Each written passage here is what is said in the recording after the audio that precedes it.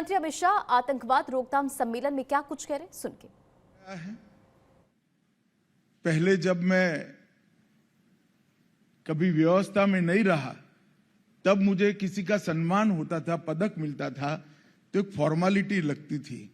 मगर राज्य में गृह मंत्री बना, देश में गृह मंत्री बना, और जब अधिकारियों के कठिन परिश्रम को और उनकी शिद्दत को देखता हूं तब मुझे लगता है पदक देने की प्रक्रिया कहीं न कहीं बहुत छोटी है इनके परिश्रम के आधार पर। ये मैं 11 के 11 अधिकारियों को बहुत बहुत बधाई और साधुवाद देना चाहता हूं। आजादी के 75 साल समाप्त हो गए। देश की सुरक्षा को बनाकर रखने के लिए अब तक 36,468 पुलिस कर्मियों ने देश की आंतरिक सुरक्षा और सीमाओं की सुरक्षा को बनाए रखने के लिए अपना बलिदान दिया है। वो सभी को मैं मनपूर्वक आज सर्वोच्च बलिदान देने के इनके जज्बे को बहुत मनपूर्वक श्रद्धांजलि देना चाहता हूं और उनके परिवारजनों का भी धन्यवाद देश की ओर से करना चाहता हूं। आप सभी जानते हैं कि 2019 से और पहले 2014 से ये 10 साल के अंदर मोदी जी के देश के प्रधानमंत्री बनने के बाद आतंकवाद के खिलाफ एक ठोस रणनीति लेकर भारत सरकार चली है। मोदी जी का एक घोष वाक्य जीरो टॉलरेंस अगेंस्ट टेररिज्म, ये न केवल भारत समग्र विश्व ने आज स्वीकार किया है। और ये 10 साल के अंदर भारत के अंदर टेररिज्म के खिलाफ लड़ने की एक मजबूत इकोसिस्टम खड़ी हुई है। हालांकि बहुत कुछ करना बाकी है, परंतु 10 साल के काम का विहंगावलोकन करें तो संतोषजनक चित्र इस 10 साल में हमारे सामने खड़ा हुआ है। इस पर मैं बाद में बात करूंगा, परंतु इस प्रकार की कॉन्फ्रेंस बहुत उपयोगी है, क्योंकि हम सभी जानते हैं कि हमारे देश के संविधान ने लॉ एंड ऑर्डर को एक प्रकार से राज्यों का अधिकार माना है, राज्यों का मुद्दा माना है। लॉ एंड ऑर्डर राज्यों का अधिकार हो, मुद्दा हो, वो बहुत उचित निर्णय है और इसकी सराहना जितनी कम की जाए इतनी कम है, क्योंकि इतने बड़े देश में कानून और व्यवस्था सेंटर नहीं संभाल सकता। परंतु जहां तक आतंकवाद से निपटने का सवाल है, राज्यों की अपनी सीमाएं हैं, राज्यों की भौगोलिक सीमाएं भी हैं, संवैधानिक सीमाएं भी है, और आतंकवाद और आतंकवादियों की कोई सीमा नहीं है। वो अंतर्राज्यीय भी षड्यंत्र करते हैं, अंतर्राष्ट्रीय भी षड्यंत्र करते हैं, और इसके खिलाफ अगर हमें सटीक तरीके से अपनी रणनीति बनानी है तो एनआईए का उपयोग कर इस प्रकार के सम्मेलनों से आतंकवाद को, नारकोटिक्स को, हवाला के काम को और कई प्रकार की अनेक गतिविधि जो देश की न केवल सीमा, अर्थतंत्र और कई प्रकार की सुरक्षाओं को खतरे में डालती है, इसके खिलाफ मजबूत लड़ने का तंत्र बनाना है। तो इसका एकमात्र रास्ता आज के जैसा सम्मेलन है। और ये 2 दिन के सम्मेलन में अभी प्रेजेंटेशन में दिखाया अनेक विषय लिए गए हैं।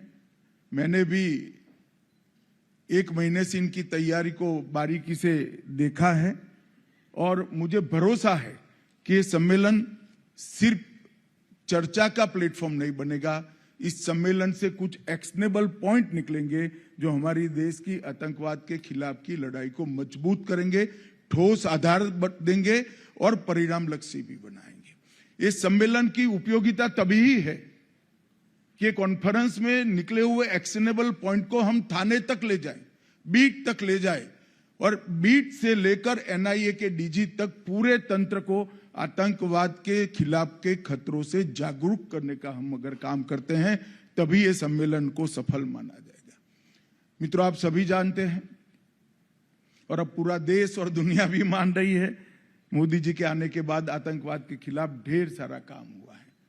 आतंकवाद के खिलाफ लड़ाई का मतलब ये नहीं है कि कुछ षड्यंत्र को पकड़कर उसका पर्दाफाश कर दिया जाए। आतंकवाद के खिलाफ लड़ाई का मतलब है आतंकवाद के खिलाफ लड़ने वाली एजेंसियों के हाथ कानूनी रूप से मजबूत किया जाए, एक ऐसी इकोसिस्टम बनाई जाए जिसके आधार पर आतंकवाद के खिलाफ की लड़ाई हमारी मजबूत हो।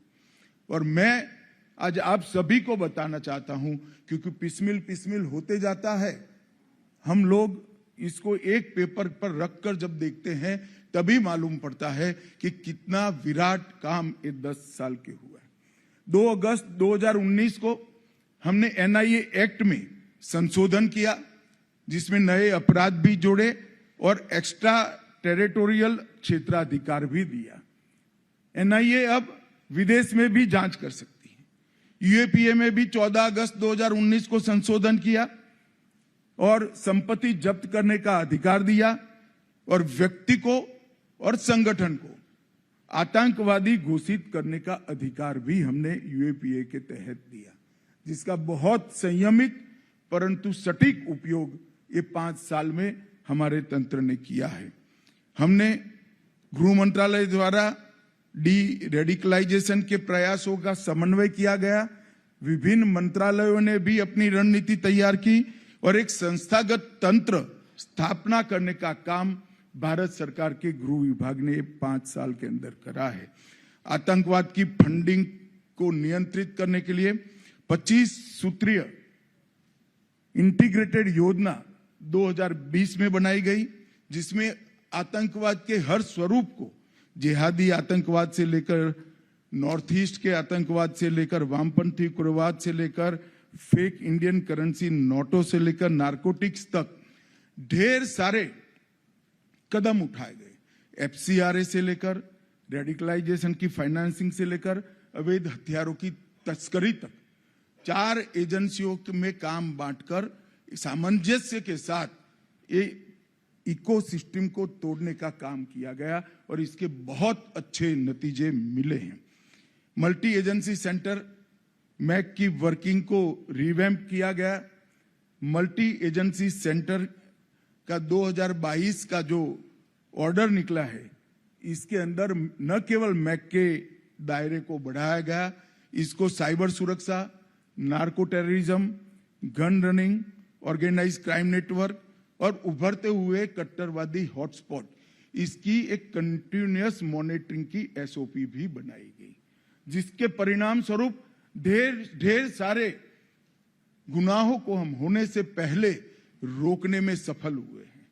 और जब ये मीडिया के मित्र भी खड़े हैं, मैं उनको हमारे अधिकारियों की ओर से एक बात बताना चाहता हूं कि जब कहीं पर 1 किलो आरडीएक्स पकड़ा जाता है तो 2 कॉलम भी इसको समाचार नहीं मिलता है, प्रसिद्धि नहीं मिलती है, मगर ये 1 किलो आरडीएक्स का बम बनकर अगर धमाका होता है तो दिनों तक आप रिपोर्टिंग कर रहे हैं।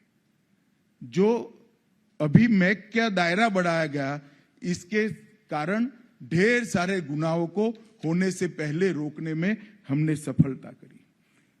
नेशनल मेमोरी बैंक को स्थापित किया गया और उसको प्रभावी रूप से लागू करने के लिए काम किया गया। इंफॉर्मेशन के आधार पर एक सेंट्रल डेटाबेस की रचना भी की गई। कई सारे डेटाबेस राष्ट्रीय स्तर पर बनाए गए हैं, मैं बाद में इसकी बात करता हूं, जिसके उपयोग से हम नीचे तक आतंकवाद को मूल से उखाड़ फेंकने के लिए हमारे प्रयासों को फायदा हो सकता है।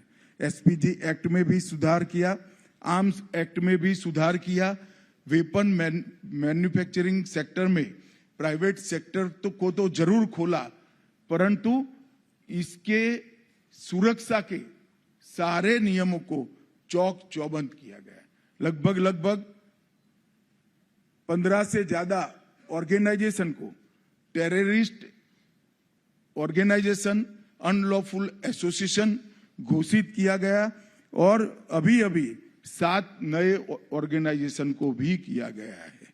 और ये सारी नीतियों की इफेक्टिव इम्पैक्ट मैं दावे से कह सकता हूं कि आज हमें दिखाई पड़ता है। 2014 के बाद देश में कोई बड़ी टेरर घटना नहीं हुई है। इसमें हमारे पुलिस बल ने सफलतापूर्वक इसको निरस्त करने का काम किया। और 2006 से 13 और 14 से 21 आतंकवादी घटनाओं का हिसाब किताब करें तो 70% की कमी आतंकवादी घटनाओं में दिखाई पड़ी है। और ये जो 30% भी है, इसमें पुलिस एक्शन को भी, आतंकवादियों के साथ जो मुठभेड़ होती है, इसको भी शामिल किया गया है। इसका मतलब ढेर सारा हमने आतंकवाद की प्रवृत्ति को रोकने में सफलता पाई है। आतंकवादियों की सेल्फ लाइफ में भी कमी आई है, जो पहले 2 साल तक थी, अब कुछ दिनों तक इसको सीमित करने में हम सफल रहे हैं। आज इस सम्मेलन में 21 राज्यों के पुलिस प्रमुख हैं और सभी राज्यों के आला अधिकारी शामिल हुए हैं। हमने ये 5 साल के अंदर ढेर सारे डेटाबेस को क्रियान्वयन किया है। नेटग्रिड एक केंद्रीकृत डेटा एक्सेस सॉल्यूशन है।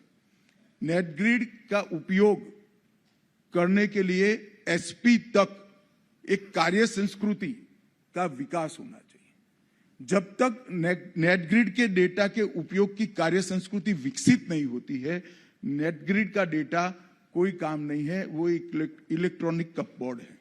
मैं चाहूंगा कि ये इलेक्ट्रॉनिक कपबोर्ड में डेटा की जो ज्वेलरी है वो आपके थाने तक पहुंचे, आपके एसपी तक पहुंचे, इसलिए आप सबने काम करना पड़ेगा। एनआईए ने एनटीडीएफएसी का डेटा बनाया है, राष्ट्रीय आतंकवाद का डेटा और उसका विश्लेषण केंद्र बनाया है। अभी वो बनने की प्रक्रिया में है, परंतु इसको समृद्ध करने का काम आपको करना चाहिए। एंटी टेरर डेटाबेस भी बन चुका है। निदान के द्वारा नार्को अपराधियों का डेटा बन चुका है। नफीस के अंदर 3 करोड़ से ज्यादा फिंगरप्रिंट का डेटा आज उपलब्ध है, जो आपके पुलिस स्टेशन से एक्सेस इसको मिल सकता है। एनकोड नारकोटिक्स के समन्वय मैकेनिज्म का हमने एक प्लेटफॉर्म बना दिया है और मानस एक हेल्पलाइन भी बनाई है नारकोटिक्स के रोकथाम के लिए। ये सारे डेटाबेस उपयोग कर इस साइलो में पड़े डेटाबेस को एआई का उपयोग कर इसके एनालिसिस और उपयोग के लिए भी अब एनआईए इनिशिएटिव ले रही है। परंतु मेरा सभी राज्यों के पुलिस प्रमुखों को आग्रह है और विनंती भी है कि आपके सभी स्तंभ की ट्रेनिंग में ये डेटा के उपयोग को हिस्सा बनाइए। अमित गर्ग जी यहां बैठे हैं। हम राष्ट्रीय अकादमी में तो अब बनने वाले सभी एसपी को इसका ढंग से प्रशिक्षण देंगे, परंतु जब तक डीवाईएसपी, पीआई, पीएसआई इस सबको भी ये डेटाबेस के उपयोग का महत्व नहीं समझाएंगे, मैं नहीं मानता इसका उपयोग हो पाएगा। तो मैं चाहता हूं कि इसका उपयोग ज्यादा हो और मैं एनआईए को भी कहना चाहूंगा कि क्वेरी बेस्ड एक्सेस के माध्यम से ये डेटा को नीचे पहुंचाने में आपने भी कोई तंत्र को समन्वयित करना चाहिए और तंत्र की रचना करनी चाहिए। रैंसमवेयर, मेलवेयर, ये सब से ये डेटा की सुरक्षा की जिम्मेदारी भी एनआईए ने ही लेनी पड़ेगी। नेशनल क्राइम रिकॉर्ड ब्यूरो ने ठीक प्रकार से व्यवस्था की है, परंतु एनआईए का दायित्व है कि जितने भी डेटा की चोरी के मामले दुनिया भर में आते हैं, इसका एनालिसिस कर टाइम टू टाइम अपनी सुरक्षा को अपग्रेड करना चाहिए। एनआईए एक्ट में हमने जो सुधार किया, इसमें ह्यूमन ट्रैफिकिंग, साइबर आतंकवाद, विस्फोटक पदार्थ का अधिनियम और आर्म्स एक्ट को भी अब हमने डाल दिया है।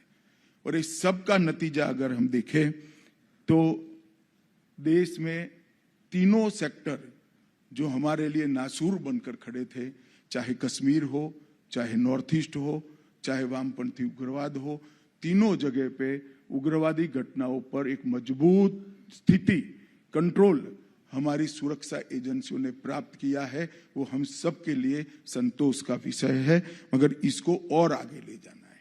आज एक विषय आपके सम्मेलन में, 2 दिन के सम्मेलन में है, इसमें यूएपीए के मामले में किस प्रकार से जांच हो और किस प्रकार से प्रोसिक्यूशन की कार्यवाही हो। मैं इसलिए उदाहरण देना चाहता हूं कि एनआईए भी यूएपीए का ही उपयोग करता है। एनआईए ने 632 मामले दर्ज किए और इसमें से 498 में लगभग 500 में आरोप पत्र दायर कर चुके हैं और 95% से ज्यादा दोष सिद्धि का दर है। अगर ये एनआईए कर सकता है तो स्टेट पुलिस क्यों नहीं कर सकती? जहां पर भी यूएपीए लगाने की जरूरत है वहां निसंकोच लगाना चाहिए और जहां यूएपीए लगाए वहां आपकी सुपरवाइजरी अथॉरिटी की जिम्मेदारी है कि इसकी जांच एनआईए के तर्ज पर ही हो। इसलिए मेरा आग्रह था और अभी एक एसओपी इसकी पूरी एक बहुत अच्छा बुकलेट मैंने डिटेल में देखा भी है। सदानंद जी मुझे 20-25 दिन पहले देकर गए थे। एक बहुत अच्छी एसओपी की बुकलेट यहां से जारी की है, तो मैं मानता हूं कि इसका उपयोग करना हर राज्य पुलिस ने अपनी कार्य संस्कृति में डालना चाहिए। मित्रों, टेक्निक का उपयोग जब तक हम हमारी पूरी फोर्स को तकनीक के उपयोग से ट्रेन नहीं करेंगे, इसके खिलाफ हम नहीं लड़ सकते। अब आतंकवाद का सामना जो हमें करना है वो समझकर चलिए। वो सीमाहीन और अदृश्य तरीके से आतंकवादी हमले और उनका षड्यंत्र हमारे खिलाफ खड़ा है। अगर इसका हमें सटीक सामना करना है तो उच्चतम टेक्नोलॉजी से हमारे युवा अफसरों को लैस करना पड़ेगा, उनकी ट्रेनिंग करनी पड़ेगी और उसको भी हमने आने वाले दिनों में ट्रेनिंग का एक अहम हिस्सा बनाना। कई सारे राज्यों ने बनाया है मगर जिस स्तर की ट्रेनिंग चाहिए उस स्तर की ट्रेनिंग नहीं है। कम से कम डीवाईएसपी को तो 100% तकनीक से लैस कर ही फोर्स के अंदर इंक्लूड करना चाहिए। और मैं सभी राज्यों को ये कहना भी चाहता हूं, अगर आप इसमें मदद की जरूरत है तो हैदराबाद की एकेडमी भी आपको मदद कर सकती है। टेररिज्म, टेररिस्ट और टेररिज्म के इकोसिस्टम के लड़ने के लिए गृह मंत्रालय ने जो प्रोएक्टिव अप्रोच बनाया है उसमें हम एक अगला कदम लेकर आ रहे हैं। कुछ ही महीनों में national counter terrorism policy and strategy लेकर हम आएंगे जिसमें आप सबकी भूमिका अहम होगी। भारत सरकार का गृह मंत्रालय पॉलिसी एंड स्ट्रेटेजी का दस्तावेज बना सकता है, इसमें हमें अपनी भूमिका का निर्वहन भी कर सकता है, परंतु जैसा मैंने कहा कि पुलिस राज्य का सब्जेक्ट है, लड़ना तो राज्य की पुलिस ने ही पड़ेगा। सारी एजेंसी आपके सपोर्ट में रहेगी, सूचना देने से लेकर एक्शन लेने तक। परंतु जब तक एक ऐसा ग्रुप नहीं बनेगा राज्य के अंदर जो टेररिज्म के खिलाफ जीरो टॉलरेंस का मूड रखता हो, तब तक ये सफल नहीं हो सकता। कुछ ही दिनों में national counter terrorism policy and strategy लेकर आएंगे और टेररिज्म से जुड़े हुए कई मुद्दों के समाधान के लिए मैक प्लेटफॉर्म पर फोकस ग्रुप मीटिंग और स्टैंडिंग फोकस ग्रुप का भी हमने गठन कर दिया है, जो 365 डे 24 आवर इस विषय को लेकर फोकस तरीके से काम करते हैं। मैं आज 3 आपराधिक कानूनों पर भी आपको बात करना चाहता हूं, क्योंकि राज्य के बहुत सारे पुलिस प्रमुख यहां पर है और बाकी लोग ऑनलाइन जुड़े हुए हैं। ये 3 आपराधिक कानून जो हम नए लेकर आए हैं वो हमारी आपराधिक न्यायिक प्रणालिका के अंदर आमूलचूर परिवर्तन के लिए